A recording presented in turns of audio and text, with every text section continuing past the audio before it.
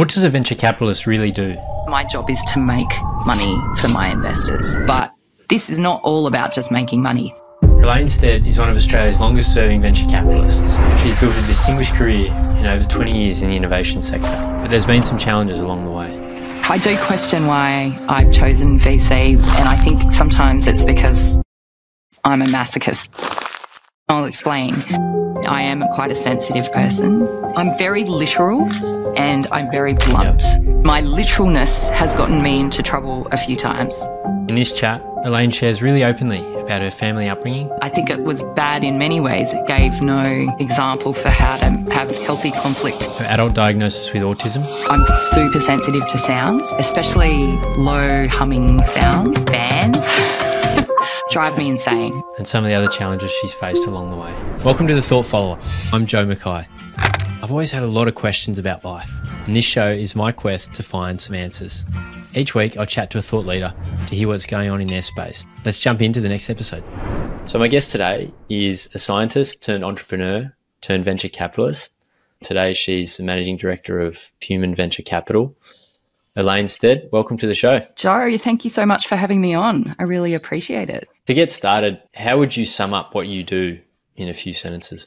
As a venture capitalist, my main job is to invest money on behalf of my investors into companies that are super high growth and a potential for outsized returns, and then deliver those outsized returns to my investors. The way that I approach that is by getting out of the way of the companies that we invest in when they're in their lane of genius, but then put some supports around them in some of the areas that they're not so strong in so that they can keep getting bigger. So we help either do that ourselves or bolster them with the people that can. I imagine there's a whole bunch of factors that go into picking that company that's going to perform really well. But if you were writing a recipe for a successful VC investment, what would some of the main ingredients be? Mostly what you're looking for is to be right when everyone else is wrong. You have to see where things are moving and have formed a thesis around that. But then in terms of evaluating a company's ability to be successful, that comes down to a few things. So one is the founder team or the management team. Do you think that they have the character and personality traits that are going to endure? Do they have the capability to solve problems, especially problems that they're not trained to solve? Perhaps they've never been solved before. And usually the personality trait that sits behind that is that they'll give it a go and they'll figure it out, or they'll bring a team to figure it out. I think is important. And then an ability to grow and learn, which sounds like woo-woo speak, but we had Luke Anir on our podcast the other day, and he was talking about how over the 10 years of safety culture, he's had to reinvent himself several times over to keep up with the rate of change of his company and what is required of the role he plays in that company. And so a tendency or a willingness to do that is an important character trait, because having that great big idea and the guts to start it is one skill set. And then how you scale that evolves through several sets of skills. And it's not often they are in a person innately. Then there's all the other stuff, which is pretty self-explanatory, like the market has to be big. We have to think that the product or the service that the company developed is really scalable. And if it can be distributed in a really scalable way, that is the dreams. Those are all the things we tend to filter for, but it's mostly around execution. So do we think this team can actually execute on their plan? Because that's the hard bit. You mentioned at the beginning you need to see the future, see trends emerging and capitalize on those, or find companies that can capitalize on those. So what kind of content are you consuming or research are you doing to help you join some of those dots, gaze into some of those stars? I walk my dogs a lot, so I listen to a lot of podcasts. If I'm walking to work, I listen to podcasts. If I'm on public transport, I'm listening to podcasts. I also consume a lot of news. I read a lot around the areas that we invest in. What are the smart people in the industry saying about this particular space that is important for me to know so that I can put a few dots together? It's my hobby to do that. And so that's great because it helps my job, but it is something I would do even if I wasn't working, I think. And this happens to me all the time where I face a problem, I get a pain point and I go, well, someone should solve for that. Does that play into some of your thinking when the company's pitching you an idea and you go, but no, I don't really face that, or yes, that's absolutely what I see? Is that a factor, or is it much more scientific than that? Oh, look, I would love to say it's much more scientific than that, but I think we all bring our personal biases to investment, and the people who say they don't are probably not being honest about the process. If you're a hedge fund guy, then you may have a more mathematical approach. But I think in this space, because it is so problem focused and it tends to be large problem focused, or problems that a large cohort of customers will have, it is much easier to identify with what someone's building if you have suffered or experienced that problem yourself. But I also think this is part of why we see a disconnect in the number of female founders who get funding as well, because I think women founders often will solve problems that they have seen themselves in the market. In the chat before we started recording, you were mentioning that you've got a pair of shoes at home. Well, your wife does, I should say. Yeah, I only borrow them. Just on the odd occasion. That's good to hear. But that came about because Jodie wanted to design shoes herself and wanted to have them made that wasn't super expensive. And I'm sure that got pitched to a bunch of people who've never experienced that as a problem set. And I don't resonate with that problem. It doesn't seem like a big enough problem for us to fund. And this happens all the time. People get funded when there's this Venn diagram of the entrepreneur has a problem that they need to solve, and the investor cohort totally understand that problem, either innately because they've seen it, or they have enough touch points in the world to see that other people are solving that problem. But we all bring those biases to the equation. And part of our job for our investors is to try and be aware of those biases, so that you've still got to look at it objectively and say, okay, this is a big problem for me, but am I an outlier, or am I a minor demographic in this whole equation, or is this actually something a lot of people experience? And that's what the due diligence process is for. And if this is truly an issue that is a nice to have, is it a need to have, and do we think this has got an opportunity to scale up quickly? Hey, it's Joe here. I hope you're enjoying the episode. Every chat in season 1 of The Thought Follower is very different. I've talked to creatives, economists, elite athletes, CEOs, venture capitalists, and a bunch more along the way. You never quite know what you're going to get, so make sure you subscribe or follow wherever you get your podcasts, and make sure you don't miss an episode. Let's get back to the chat. So you mentioned to be successful in your game, you've got to be contrarian and then you've got to be right. You don't have to go into the specifics, but was there a time when you were wrong? Oh my God. Like, what did that feel like? So many times. And I say that very easily because in venture, you're going to be wrong at least 40% of the time, right? And depending on your strategy, maybe more. And the reason for this is because the default position for startups is failure unless they get product market fit, unless they get investment, unless they get the right team in place. All these things need to happen in order for it to succeed. And timing has to be right as well. So we will be wrong a lot of the time, maybe 50-50. But that's why we invest in a portfolio. Yes, there will be the inevitable failures, as long as they're not bad failures. And by bad failures, I mean someone hasn't done the wrong thing, there hasn't been sort of misadventure or mischievous behavior or fraud or anything like that. Sometimes stuff just fails despite best efforts, timing's wrong, there isn't product market fit, the product or the service doesn't work like it's supposed to. There's a whole bunch of reasons why things will fail, and failures are fine because people learn from them, the entrepreneur learns from it, the investors learn from it. But as long as we've got enough winners in that portfolio to make up for that, that is how we make our investors money. And so you said the management team and the founding team is probably the main ingredient. What proportion drives success? I don't know. I can't give you a percentage, but what I will say is there have been so many great companies, great ideas, great products that have failed because the team around them have not risen to the challenge. One of my co-founders, Don McKenzie, says if great products, a big market and capital were sufficient, we'd have a lot more success. So people are the real driver, because getting from an idea to something that is in front of every consumer, like an iPhone, is about execution. yes, you do have to have a great product, but you need to have a great sales and marketing campaign. You need to have a great distribution strategy. You need to build a multinational team that is aligned to the goals of the company, a culture that is inclusive and engaging. And that's just so hard to do if the people side is not buttoned down. So I think it's a big percentage. It's probably the majority. And we've seen a lot of companies that have actually got pretty mediocre products but have managed to do exceptionally well because the team have risen to the challenge of that execution. I presume you've seen founders at the early stage when they're putting everything into this to then when now they've just won the money game. Yep. Does that change people? I think it absolutely can.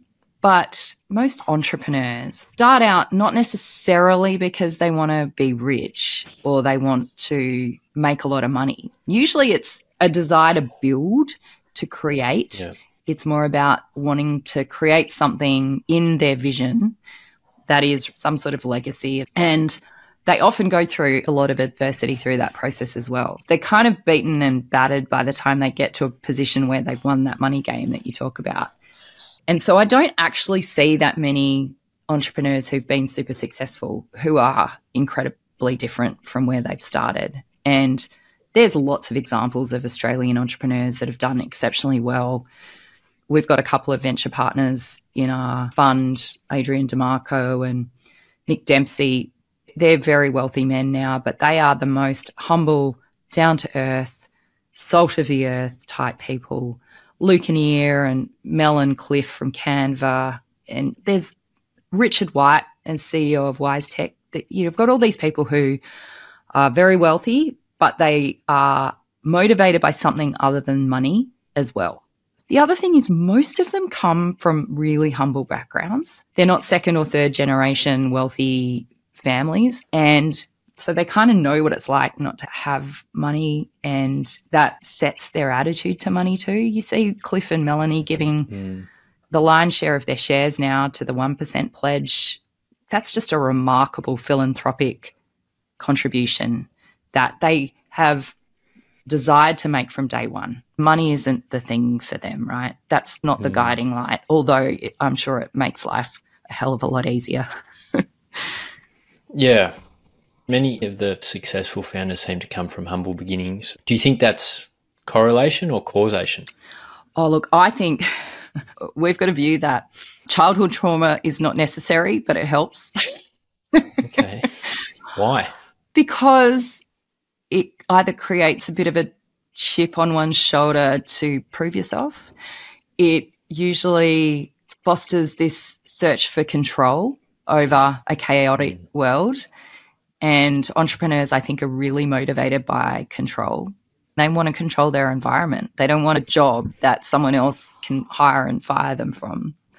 They want to build something so that they can have some security around their life choices, right? It's difficult to be super motivated if you've had a really lovely life and you haven't needed to want for too much. I think there are definitely people who would fit into that category and are still super motivated, but I think you just see this level of drive in someone who is trying to better the situation, whether it's their own situation, whether it's a situation on behalf of the people around them, or whether it's to create something that they think is genuinely going to be useful to other people, which is genuinely where most entrepreneurs come from. The change the world thing is a little bit wanky, but I think what they mean by that is I actually want to create something that is useful to people. Yeah. That's a strong desire, and I think that comes from knowing what it's like not to have some of those things that are useful. And what motivates you?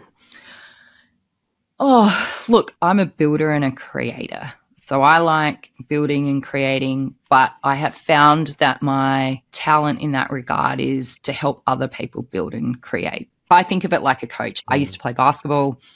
I had coaches my entire life at a relatively high level who were instrumental for me to improve my game. And I see VC as a similar role where you think you've got some advice that is useful and constructive and can help and contribute. You stay away when they're doing their thing and everything's happening really well. And that's where my particular talent lies. And it turns out that is helpful to make our investors money. So that's what I'm motivated by. Why I do it, I think, is a bit like what we were talking about. So I came from a low socioeconomic background. I'm a first generation kid of migrants. We didn't have a lot growing up. I have a mum but not a dad, and I really want to make sure that my family are taken care of. That's been the sole motivator really for me my entire life. And that stuff is instructive of what we choose to do as adults. I could hardly be more privileged being a straight white male, born in Australia, etc. But the thing that motivates me is making sure that my kids and my family have everything that they need. And for me, the process is, how can I plug the skill set that I've got into an avenue that's going to achieve that, like the path of least resistance? It can't just be about, I want to take care of my family and I've got this skill set. You must get something out of it. Yeah, but for me, that all goes into the equation because I won't be able to perform at that level. If I'm not enjoying it, I won't be great at it. So do you see that as selfish? Like, I often see that as selfish. I know it's for my family, but there's nothing about changing the world or about giving back. No, I don't think it's selfish to want good things for the people you love. I also don't think it's a bad thing if entrepreneurs want to make a lot of money for themselves. Or they have a hero or a savior complex or something. Who cares if that's their motivator? As long as they're not hurting anyone and as long as it's net positive, that I think should be the way in which they get measured. That's what we should be focused on. So you mentioned you played basketball.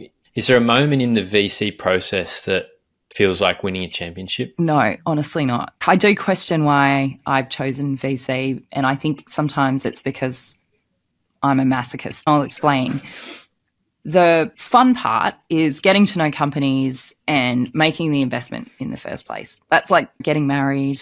It's super exciting. Everyone's looking forward to the future ahead. And then the process of helping companies through their next 5 to 7 years is really up and down and tough, right? Sometimes those companies love you for the help and advice you give them. Sometimes they utterly hate you. And I guess sometimes that's like a marriage too. And then eventually either it falls over and that whole process is quite painful and time consuming. Everyone loses in that situation. And sometimes you'll get a win and you'll exit an investment and you'll be able to give investors money back. But that is not like a euphoric process. That's hey, I promised you this 10 years ago. I'm now delivering on it. But I've still got these other 5 things I have to try and deliver on too in order to get you. Yeah. Okay. So there is actually not a lot of joy through that whole exit process. There is joy in the helping and the building and the constructing, if that's what you love doing. Okay. It's a long process where you actually have to love the process rather than the outcome, but you are only judged on your outcome.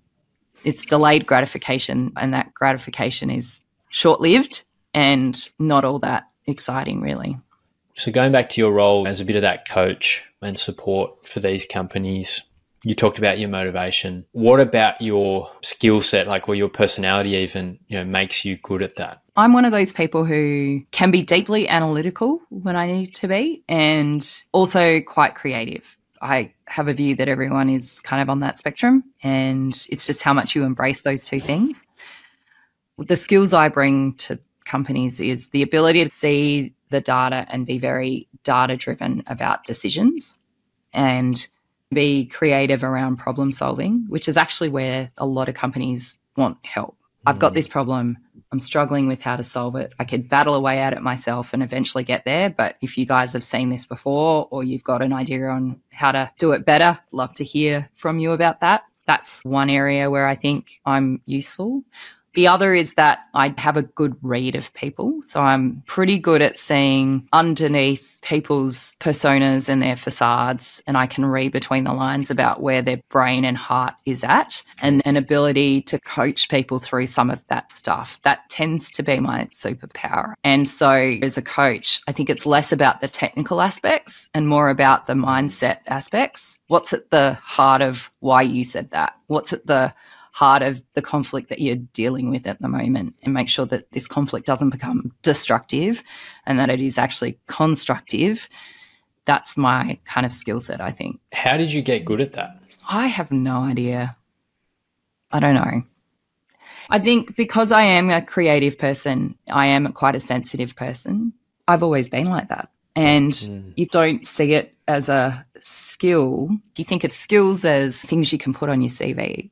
But actually, as I've gotten older, I've seen that that's been a thing that's been able to de-escalate situations when they needed to be de-escalated. It's been how I've mediated rifts between people. It's how you can manage stakeholders who have opposing views and build some consensus. It's been a skill that is so necessary, but it is incredibly underrated, and it's almost impossible to communicate that to people in a CV. So, and if you try to, you just sound wanky. Hey, it's me again. If you've made it this far, I'm guessing you're enjoying the chat. Don't forget to give the Thought Follower a rating and share it with your friends. Otherwise, reach out to me on LinkedIn with any guest suggestions or feedback on the show. I'd love to hear from you. Let's get back to the episode. So I've had a bit of a theory bubbling away. You mentioned how your dad wasn't around, or my folks divorced when I was really young as well. And I found myself being quite good at picking up cues, body language, the things that aren't said but that are meant. Sometimes my wife and I are arguing and the kids are there.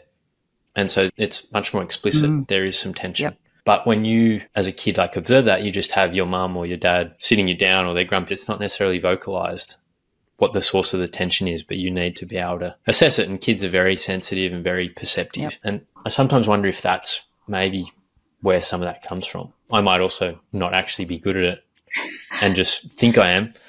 Yeah, I don't know. In my case, I wasn't raised by a single parent. I had both my parents, but they had a terrible relationship and they never fought in front of us. So everything was implicit as opposed to explicit. I think it was bad in many ways because it gave no example for how to have healthy conflict in a relationship, which I think kids need that modeled, right? Sure. I'm sure that my parents absolutely informed the reason why I am more perceptive on those things than many. I've been diagnosed as autistic, and the way that that gets expressed in women is quite different to the way that that is expressed in men, particularly adult women who have not been diagnosed as children. How it manifests is they're extremely sensitive. They're incredibly perceptive of others' emotions and feelings. And for some reason, that's a good thing in my current role. But maybe if I chose something else, it would have been a huge liability. I don't know. Interesting. Really interesting. So I was reading your article, and in that you said that you're a capitalist and your primary role is to make your investors money. It struck me that having a political ideology in your job title is pretty rare. You put the two words together, venture capitalist, it's about investing in companies. But then when you stated this, I'm a capitalist. What does that mean to you? My job is to make money for my investors. So by definition, I am a capitalist. But I had written a previous blog about how I was a socialist capitalist because I also have a view that we take that whole concept to its extreme in many ways, and we're not distributing the wealth in the way that I think is fair and equitable. For example, I'm a big supporter of universal basic income. I am a supporter of a number of schemes that I think we should increase around how we take care of the less fortunate or the more vulnerable in our society. And I have deliberately picked an industry where this is not all about just making money. That is the one thing we get measured on. But if we just wanted to make money, we would be doing very different things. What we're trying to do is create new industries. We're trying to build new products which hopefully are useful to people. There is an element of wanting to do those things that have a greater impact than just making our investors money, I think. The socialist capitalist, that's a doozy. I say that, though, without making any firm comments. Socialism has its challenges as well, but I am very focused on how do we do that in a way that has the most positive impact. Absolutely. That makes sense to me. So what do you measure yourself on? How do you define success for yourself? Whether I deliver on what I have committed to people. That's the core thing I measure myself on, whether that is in the micro. My co-founders, if I tell them I'm going to do something by Wednesday, am I doing it? And then on the macro, that plays into, will I deliver on the returns I have said to our investors we can achieve with our investment strategy? Am I doing no harm to the companies that we invest in? And in fact, are we a net positive for those companies? All of that stuff. I do measure that. If I feel like I'm not doing those things, whether it's for my family or my dogs or my co-founders or my companies, it mortifies me. Are there steps that you need to take or routines that you have, practices you follow to give yourself the best chance of having that success? Yes, but it's not as fancy or scientific as what I see other people do. Exercise has been one of the ones that has fallen by the wayside recently. So my co-founder and I had an accountability session, and now I keep checking in on each other to make sure that we're actually doing that stuff, because we recognize how important that is for being able to continue to deliver on what we're doing and for our own personal mental health. From a mental health perspective, it's that I take my medication every day. Okay. That I do things that give me energy. And sometimes that's consuming content and reading, going down a rabbit hole into something I'm super interested in. Sometimes it's bed rotting, watching Netflix, because I'm really introverted. I used to be that person who would keep going.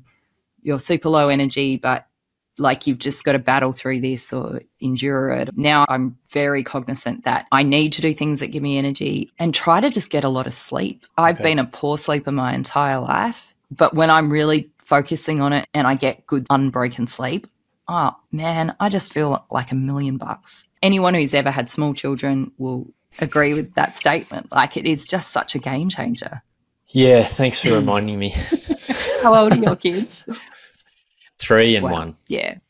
We're actually celebrating. Last night we got to 4 a.m. Oh, wow. That's exciting. Without a wake up. That was huge. That is.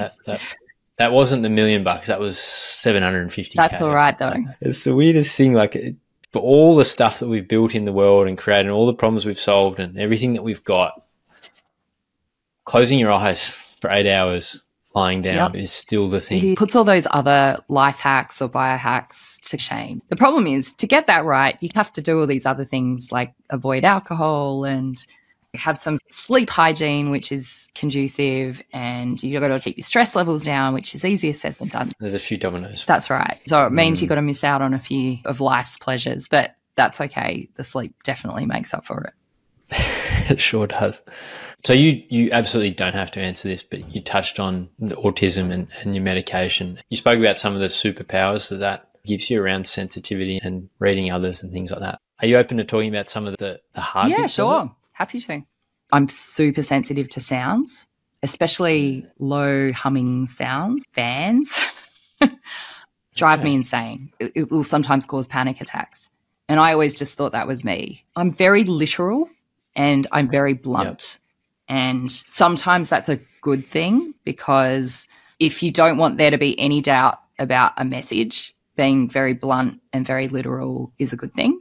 And my literalness has gotten me into trouble a few times. So I take what people say to me very literally. If someone says they're going to do something or they feel a certain way, or I will just take them at face value on that. And that has set me up for being scammed by people on occasion. I've had bosses who say to me, "You have got to stop taking me so literally, Elaine."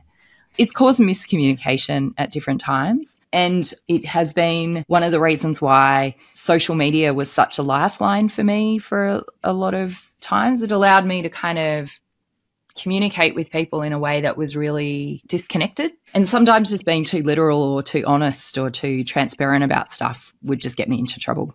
And I couldn't understand why saying certain stuff that was honest and transparent would be such a bad thing or liability. It's made my relationships really tricky. Like, I've never married. I've never wanted to marry. I've had a few long-term boyfriends, but it's just not a thing for me. And I think that's definitely a result of my autism. So, yeah, there's a lot of ways in which I think there's been negative impacts as well as positive impacts.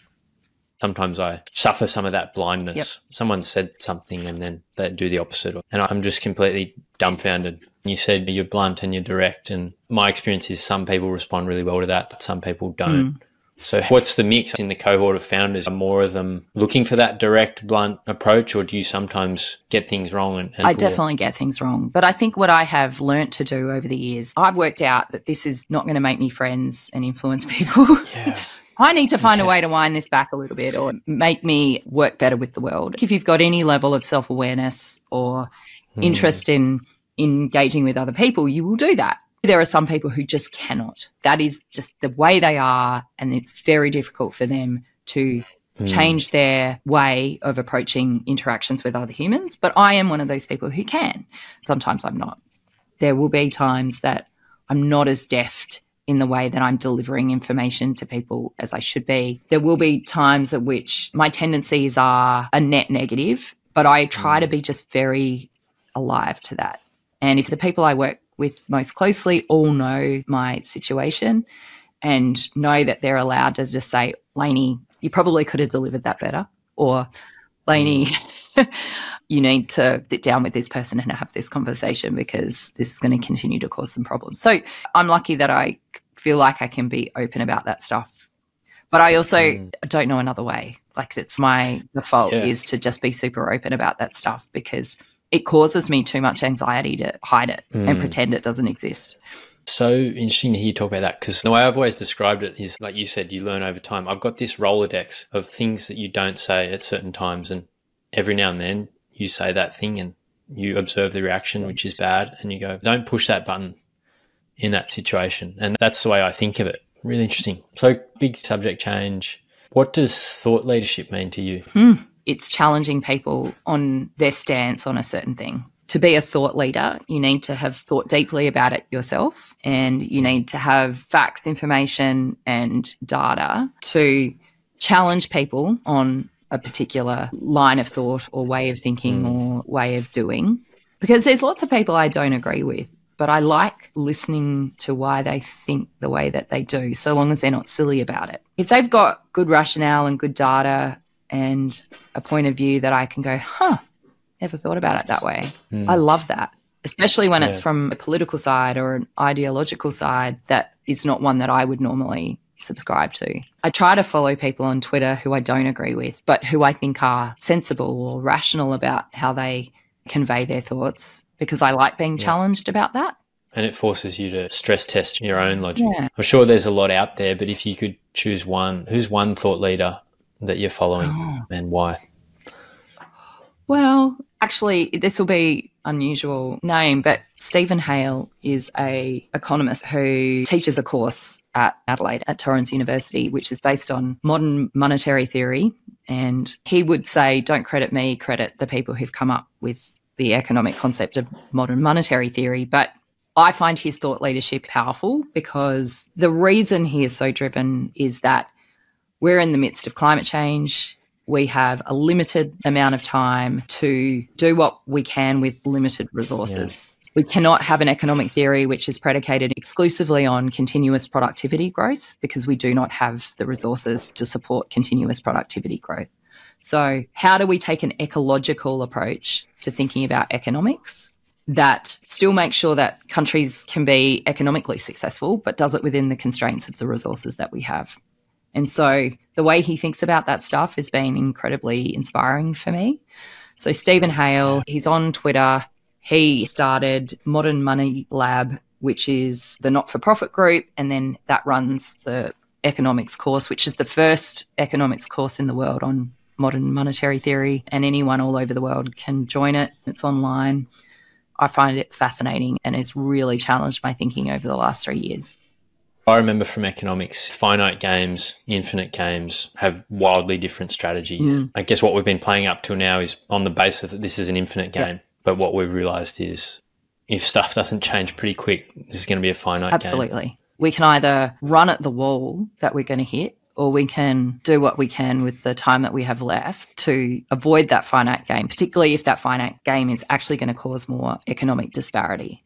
And there's a lot of people who will poo-poo modern monetary theory and say, I know you're just saying you should just print more money. Not the solution for everything, but it's a much more complicated equation than that. I just would encourage people to read a bit more on it. A good starting point is The Deficit Myth by Stephanie Kelton. She's a Yale professor and was advising Bernie Sanders when he was doing his run for the US presidency. Stephen's point is we need to do something different. When you look at our current economic policy interest rates are not the thing that is going to help push that inflation down. And so it's hurting the parts of our society who are least able to absorb that and transferring wealth from the least wealthy to the banks.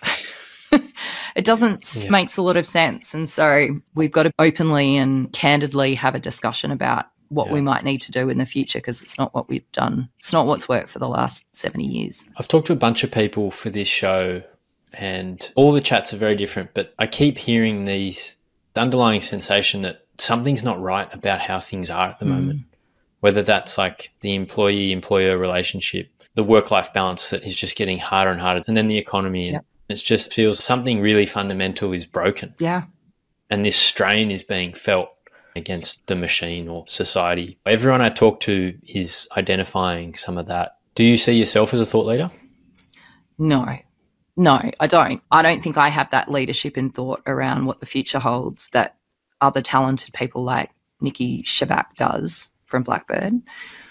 But I think I'm an okay communicator of thoughts and leadership that other people have that I consume and then distill into something that will be useful for the people who I work with, whether it's portfolio companies or the broader ecosystem. Have you figured out what the end game is for you, or like what does the future look like? I will continue to do this as long as the universe lets me. So, I've had a few near-death experiences professionally and I'm still here. So I think that says that I really want to do what I'm doing, because it would have been easier to do other things, I think. So I'll continue to do this as long as people will have me. And by that I mean investors and portfolio companies. And look, I'm not retiring anytime soon. There's